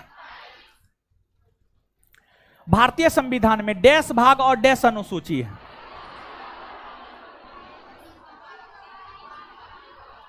25 भाग और 12 अनुसूची। 25 भाग और 12 अनुसूची। भारतीय संविधान में डैश भाग और डैश अनुसूची है। अप्रैल 2022 तक प्राप्त जानकारी के अनुसार भारतीय संविधान में 12 अनुसूचियों के साथ कितने अनुच्छेद? 448। 448। संविधान में केंद्र और राज्यों के बीच शक्तियों के विभाजन को लेकर डैश सूचियों के रूप में दर्शाया गया है। 3 संघ सूची, राज्य सूची और समवर्ती सूची। अनुच्छेद 279A 279A किस संवैधानिक निकाय से संबंधित है? यह वस्तु एवं सेवा कर परिषद से संबंधित है। वस्तु एवं सेवा कर परिषद की चर्चा ही 279A में है। यूपीएससी को लेकर प्रावधान अनुच्छेद 315 में है। भारत निर्वाचन आयोग को लेकर प्रावधान 324 में है। वित्त आयोग को लेकर प्रावधान अनुच्छेद 280 में है। तो 279A में वस्तु एवं सेवा कर परिषद की चर्चा है। भारतीय संविधान का अनुच्छेद 72 किससे संबंधित है? अनुच्छेद 72 राष्ट्रपति के क्षमादान की शक्ति से संबंधित है। अनुच्छेद 72 के तहत राष्ट्रपति किसी दोषी व्यक्ति को क्षमा प्रदान करता है और राष्ट्रपति 5 प्रकार से क्षमा प्रदान कर सकता है। क्षमा, परिहार, लघुकरण, विराम, प्रविलंबन। ये 5 प्रकार से राष्ट्रपति किसी व्यक्ति को क्षमा प्रदान कर सकता है। तो अनुच्छेद 72 में राष्ट्रपति के क्षमादान की शक्ति का उल्लेख है। तो अनुच्छेद 72 में किसका उल्लेख है बताइए? राष्ट्रपति के क्षमा करने की। भारत के उच्चतम न्यायालय की संरचना और क्षेत्राधिकार। इसकी चर्चा है अनुच्छेद 124। प्रधानमंत्री की नियुक्ति, इसकी चर्चा है 75। वाक स्वतंत्रता का अधिकार, इसकी चर्चा है 19, अनुच्छेद 19 में। आगे किस अनुच्छेद के अंतर्गत भारत के राष्ट्रपति मृत्युदंड की सजा पाए व्यक्ति को क्षमा, फांसी, स्थगन या सजा में कमी कर सकते हैं? अनुच्छेद 72 के तहत। निम्नलिखित में से कौन सा विषय समवर्ती सूची के अंतर्गत आता है? वन समवर्ती सूची के अंतर्गत आता, फॉरेस्ट वन समवर्ती सूची के अंतर्गत आता है। भारतीय संविधान में शिक्षा को किस सूची में शामिल किया गया? देखिए, शिक्षा पहले राज्य सूची में था, लेकिन 42वां संविधान संशोधन 1976 के तहत शिक्षा को राज्य सूची से हटाकर समवर्ती सूची में शामिल कर दिया गया। वर्तमान में शिक्षा समवर्ती सूची में है, तो आंसर समवर्ती सूची होगा। तो भारतीय संविधान में शिक्षा को किस सूची में शामिल किया? किस सूची में?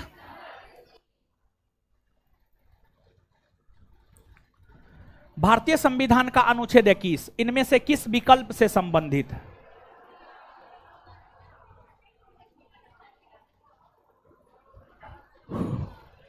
व्यक्तिगत स्वतंत्रता से संबंधित है। व्यक्तिगत स्वतंत्रता, क्योंकि राज्यों में राष्ट्रपति शासन 356, अस्पृश्यता उन्मूलन 17, निःशुल्क एवं अनिवार्य शिक्षा 21 का क, तो बच वही रहा है ए।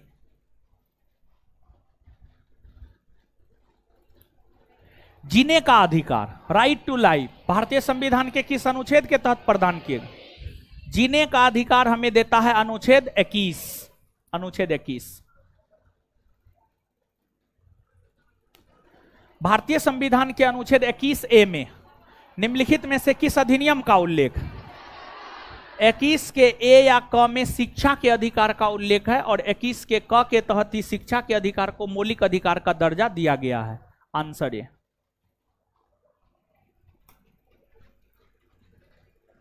संविधान के अनुसार किस अनुच्छेद के तहत जीवन की सुरक्षा और व्यक्तिगत स्वाधीनता प्रदान की गई है? अनुच्छेद 21। अनुच्छेद 21।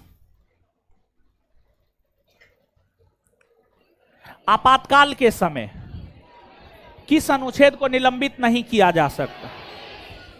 देखिए, 44वां संविधान संशोधन 1978 में यह प्रावधान किया गया है कि आपातकाल के दौरान दो मौलिक अधिकार को निलंबित नहीं किया जा सकता है, वह है अनुच्छेद 20 और अनुच्छेद 21। तो आपातकाल के दौरान भी इन दोनों मौलिक अधिकारों को निलंबित नहीं किया जा सकता है। इनके अलावे अन्य मौलिक अधिकार को निलंबित किए जा सकते हैं। आंसर हो जाएगा 20 और 21। तो आपातकाल के समय किस अनुच्छेद को निलंबित नहीं किया जा सकता? 20 और 21। आपातकाल के समय किस अनुच्छेद को निलंबित नहीं किया जा सकता? 20 और 21। संविधान के किस अनुच्छेद के तहत आत्मसंभ्रांत, स्वयं के विरुद्ध अध्यारोपण, साक्ष्य प्रतिबंधित है? यानी यह कह रहा है, कौन अनुच्छेद दोषी व्यक्ति को यह अधिकार देता है कि वह अपने खिलाफ गवाही नहीं दे सकता है? यह अधिकार देता है अनुच्छेद 20। अनुच्छेद 20। अनुच्छेद 20। अनुच्छेद 20 दोषी व्यक्ति को संरक्षण देता है, दोषसिद्धि के विरुद्ध संरक्षण की बात करता है। अपने खिलाफ गवाही देने के लिए बाध्य नहीं किया जा सकता है, अनुच्छेद 20 यह अधिकार देता है। आंसर होगा 20। 22 तो आपको यह अधिकार देता है कि अगर आपको गिरफ्तार किया जाता है तो आप गिरफ्तारी का कारण जान सकते हैं, आपको 24 घंटा के भीतर न्यायालय में प्रस्तुत किया जा सकता है और आप अपने मन मुताबिक वकील रख सकते हैं। यह अधिकार 22 देता है। अनुच्छेद 20 आपको स्वयं के खिलाफ गवाही देने से रोकता है। अनुच्छेद 20 आपको स्वयं के खिलाफ गवाही देने से रोकता है। प्रश्न का थोड़ा लैंग्वेज टफ है, लेकिन प्रश्न का डिमांड यही है कि कौन अनुच्छेद किसी भी व्यक्ति को स्वयं के खिलाफ गवाही देने से रोकता है, तो आंसर होगा 20। 20 अच्छा क्वेश्चन है।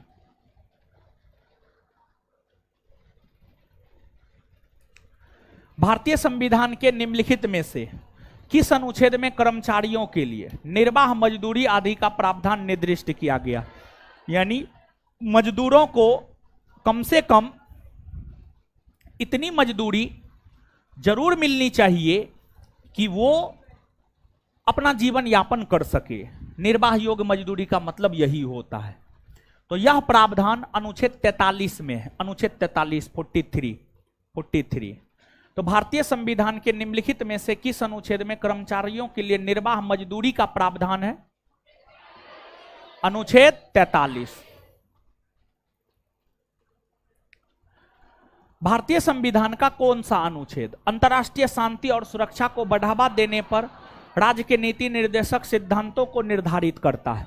अनुच्छेद 51। अनुच्छेद 51 और अनुच्छेद 51 में जो अंतर्राष्ट्रीय शांति और सुरक्षा को बढ़ावा देने को लेकर प्रावधान किया गया है, इसी पर तो हमारी विदेश नीति निर्भर करती है। भारत की विदेश नीति इसी पर निर्भर करती है। भारतीय संविधान के भाग 4 का अनुच्छेद 43 बी देश से संबंधित है। यह सहकारी समिति से संबंधित है। 43 का बी सहकारी समिति से संबंधित है। तो भारतीय संविधान के भाग 4 का अनुच्छेद 43 बी किससे संबंधित है?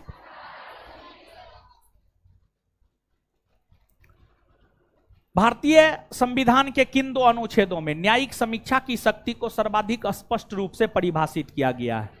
न्यायिक समीक्षा की शक्ति को स्पष्ट रूप से परिभाषित करता है दो अनुच्छेद। एक अनुच्छेद है अनुच्छेद 32 और दूसरा है अनुच्छेद 226। अनुच्छेद 32 और अनुच्छेद 226। किस अनुच्छेद के तहत भारत के उच्च न्यायालय रीट जारी कर सकता है? भारत का उच्च न्यायालय रीट जारी कर सकता है अनुच्छेद 226 के तहत। वही भारत का सर्वोच्च न्यायालय रीट जारी कर सकता है अनुच्छेद 32 के तहत। और अनुच्छेद 131 में सर्वोच्च न्यायालय के प्रारंभिक क्षेत्राधिकार या मूल क्षेत्राधिकार का वर्णन है। और अनुच्छेद 143 राष्ट्रपति को सुप्रीम कोर्ट से संवैधानिक मसलों पर सलाह लेने का अधिकार देता है। भारतीय संविधान का इनमें से कौन सा अनुच्छेद राष्ट्रपति के कार्यकाल से संबंधित है? राष्ट्रपति के कार्यकाल से संबंधित अनुच्छेद है अनुच्छेद 56। और अनुच्छेद 56 यह कहता है कि शपथ ग्रहण करने की तिथि से 5 वर्षों तक राष्ट्रपति अपने पद पर बने रहेंगे। तो राष्ट्रपति के कार्यकाल से संबंधित कौन अनुच्छेद है? कौन अनुच्छेद है? अनुच्छेद 53। अनुच्छेद 53 यह कहता है कि संघ की कार्यपालिका शक्ति राष्ट्रपति में निहित होगी। मतलब संघ सरकार के सभी काम राष्ट्रपति के नाम से होंगे। संघ सरकार के सभी काम राष्ट्रपति के नाम से होंगे। अनुच्छेद 54 राष्ट्रपति के निर्वाचक मंडल के विषय में बतलाता है। मतलब राष्ट्रपति के चुनाव में कौन भाग लेता है इस विषय में बतलाता है। अनुच्छेद 55 राष्ट्रपति के चुनाव के रीति या तरीका के विषय में बतलाता है। और अनुच्छेद 55 यह कहता है राष्ट्रपति का चुनाव अनुपातिक प्रतिनिधित्व के आधार पर एकल संक्रमणीय मत प्रणाली के द्वारा होता है। तो कौन सा अनुच्छेद राष्ट्रपति के कार्यकाल से संबंधित है? राष्ट्रपति के कार्यकाल से संबंधित है। भारतीय संविधान का अनुच्छेद 280 किससे संबंधित है? अनुच्छेद 280 संबंधित है वित्त आयोग से। वित्त आयोग से अनुच्छेद 280 किससे संबंधित है? निजता का अधिकार मौलिक अधिकार है अनुच्छेद 21 के तहत। शिक्षा मौलिक अधिकार है 21 के क के तहत। समानता के अधिकार की चर्चा अनुच्छेद 14 से अनुच्छेद 18। इनमें से किस राज्य को अनुच्छेद 371 ए के तहत विशेष राज्य का दर्जा प्रदान किया गया है? अनुच्छेद 371 ए के तहत विशेष राज्य का दर्जा प्रदान किया गया है नागालैंड को। नागालैंड को। तो किस राज्य को अनुच्छेद 371 के तहत विशेष राज्य का दर्जा प्रदान किया गया? किसको प्रदान किया गया?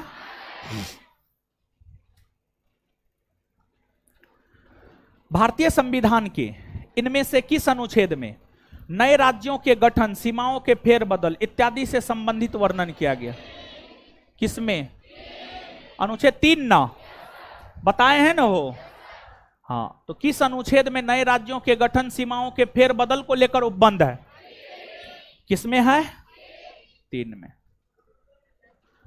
निम्नलिखित में से कौन सा राज्य भारतीय संविधान की 6ठी अनुसूची द्वारा शासित नहीं है? अरुणाचल प्रदेश। 6ठी अनुसूची में 4 राज्य को लेकर प्रावधान है। असम, मेघालय, मिजोरम और त्रिपुरा। असम, मेघालय, मिजोरम और त्रिपुरा। अरुणाचल प्रदेश को लेकर नहीं। 44वें संशोधन ने भारतीय संविधान के किस अनुच्छेद को प्रभावित किया? 300 के ए को। कैसे प्रभावित किया है देखिए। देखिए आप सब लोग जानते हैं मूल संविधान में संपत्ति का अधिकार, मूल संविधान में संपत्ति का अधिकार अनुच्छेद 31 के तहत मौलिक अधिकार था। मौलिक अधिकार था, मौलिक अधिकार था।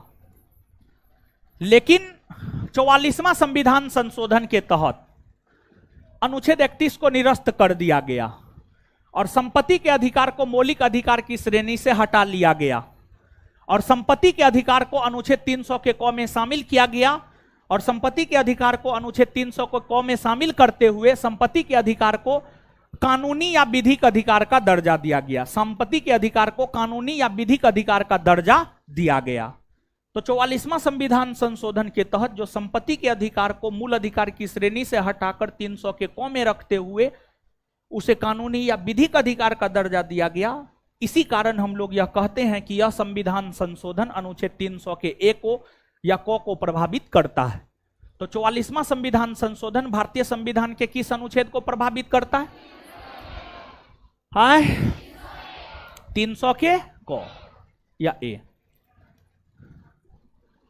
भारतीय संविधान के निम्न में से कौन से अनुच्छेद में मनी बिल को परिभाषित किया गया है, मतलब धन विधेयक को परिभाषित किया गया है?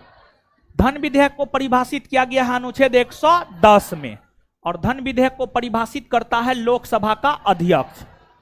109 में धन विधेयक से संबंधित विशेष प्रक्रिया है, जैसे यह है कि धन विधेयक को सबसे पहले राष्ट्रपति के पूर्व अनुमति से लोकसभा में रखा जाएगा, यह सब प्रक्रिया है 109 में। 115 में अनुपूरक बजट की चर्चा है और अनुच्छेद 113 में अनुदान की मांग की चर्चा है।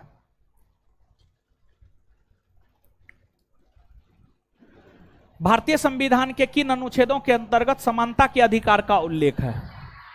समानता के अधिकार का उल्लेख है अनुच्छेद 14 से अनुच्छेद 18।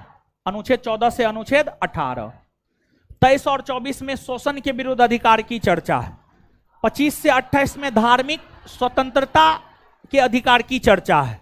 19 से 22 में स्वतंत्रता के अधिकार की चर्चा है।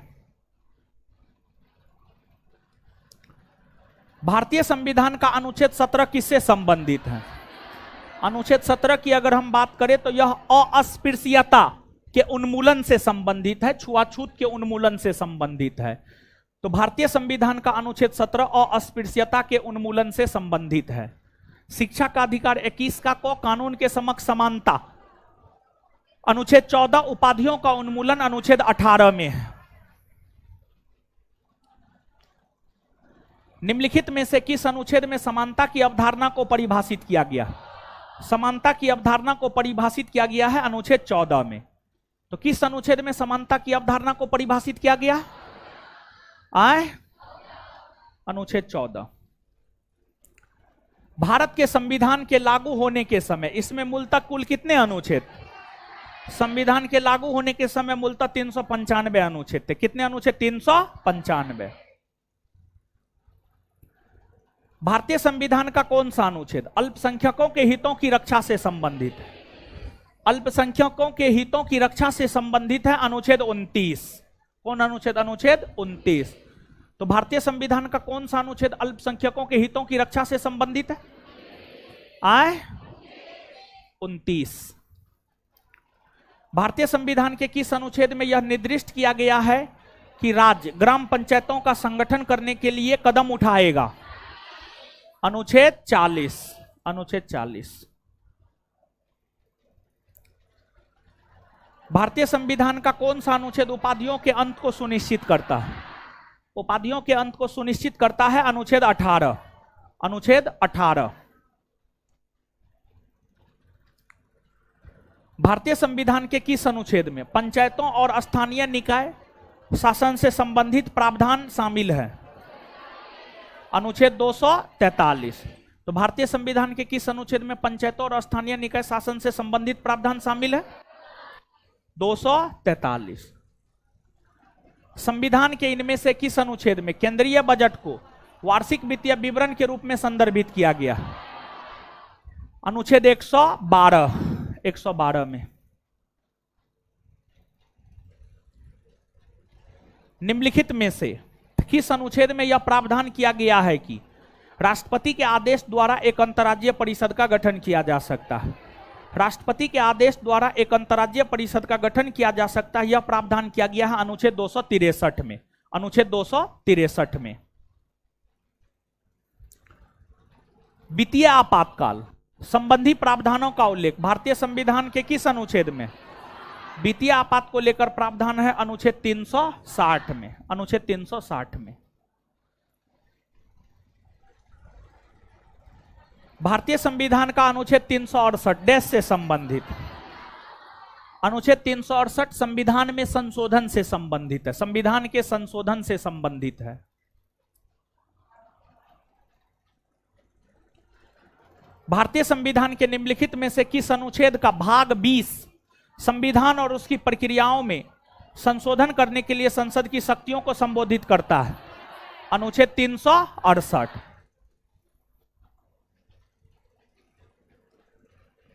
संविधान के किस अनुच्छेद के तहत भारत का उच्चतम न्यायालय मौलिक अधिकार के प्रवर्तन के लिए रीट जारी कर सकता है? अनुच्छेद 32 के तहत मौलिक अधिकार के हनन होने की स्थिति में सर्वोच्च न्यायालय रीट जारी करता है। अनुच्छेद 32।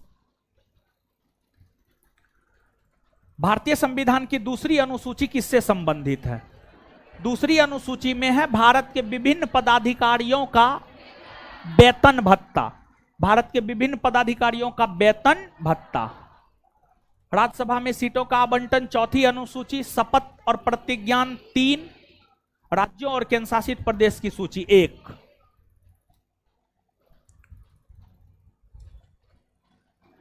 भारतीय संविधान के किस अनुच्छेद में संसद के विश्रांति काल के दौरान राष्ट्रपति को अध्यादेश लाने की शक्ति प्रदान की गई है? राष्ट्रपति अध्यादेश जारी करता है अनुच्छेद 123 के तहत। अनुच्छेद 123 के तहत। आज इतना ही रहने दीजिए। होमवर्क क्या दिए थे? हाय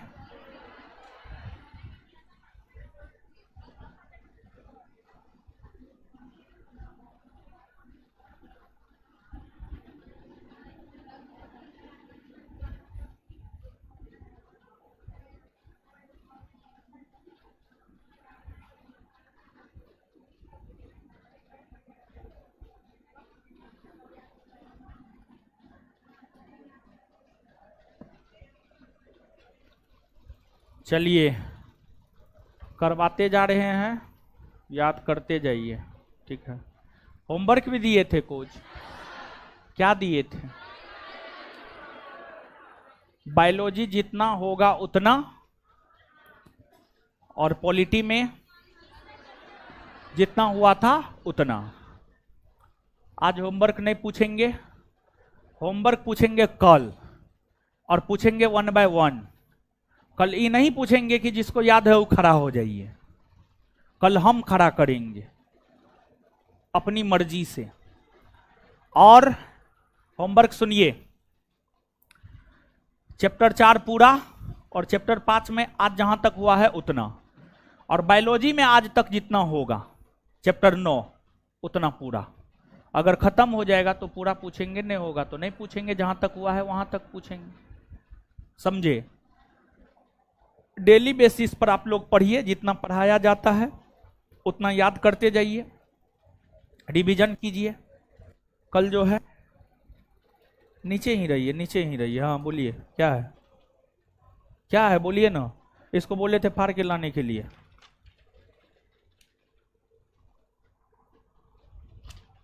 दीजिए पेन।